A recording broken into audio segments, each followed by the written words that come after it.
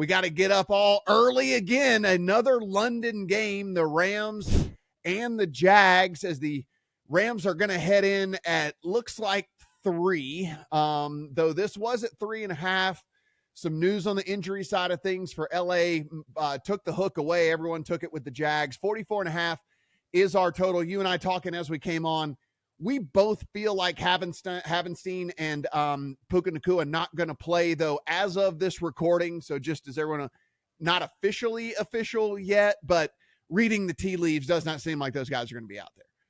Yeah, as you start to look at some of the practice reports and things kind of like that, especially with the tough travel spot against the Jaguars team, the Rams could probably beat anyway without those guys. Obviously, you'd rather have your starting right tackle and arguably the best wide receiver in the NFL. But as we look at this Jaguars team, it's something you and I have talked about just about every week. I just am still not sure the Jaguars are very good. You go back and look at a lot of these wins. Yes, impressive to beat Kansas City on the stumble bumble, but it's just there's a lot of luck. There's a lot of different things as I go in there, as I start to break down their games more. I think the Rams should be able to control this game. Should be able to win here. Weather looks like it's going to be a little bit tough.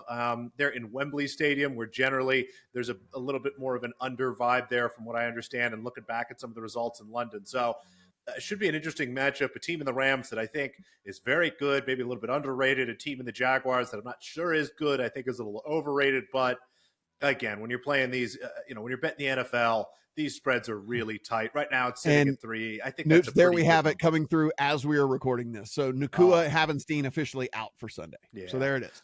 Yeah, exactly. So it's just really hard to trust the Rams with that. 2 of their really key pieces. But at the same time, I'm not going to bet Jacksonville here. Everything is sort of pushing me towards the under. The only thing that concerns me just a little bit, there's a chance it's going to rain. And rain actually tends to be a little bit better for offenses. Because you're an offense and you know what plays you're running, there's less slippage. There's less problems trying to react to what's going on. So a little worried about the weather. Lean towards the under in what I think will be kind of an ugly Sunday morning game. Yeah, this is one of those, when the hook was out there, I played the Jags at 3 and a hook. I wouldn't go, if the hook shows back up, which I doubt it will now that this news is out there, I wouldn't go in that direction. It just, for me, I thought very, very, very, I was near certain that Puka Nacua was not going to play this week, given the fact that they're on bye next week. So it's like, okay, he is the key to you having a good season, and you're going overseas and all this nonsense. Like, this is the perfect opportunity. Send him back to LA, get him on the rehab program. You got to buy next week and all of that and everything. So now that it's official, I kind of just assumed that was going to be the case. So I took the 3.5 with the Jags, mainly because I'm on the other side of 3. And while Devontae Adams is certainly still very good, he is not the alpha Devontae Adams of years past or whatever. And so, to me, I still think the Rams probably win, but it feels kind of like a field goal game now, as to where if Puka Nacua's in there, Havenstein's in there, this is a Rams play for me, 9 times out of 10. But without those dudes, I just think there could be at least a little bit of struggles going on with all of this. And so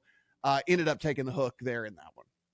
Yeah, when you get to 3.5, I think that makes a lot more sense. Again, once you get down to 3, I don't feel strongly either way. I kind of still lean to the Rams at this point, but I'm certainly not going to risk my money on a team that's going to have to kind of on the fly adjust to missing 2 of their most important offensive pieces.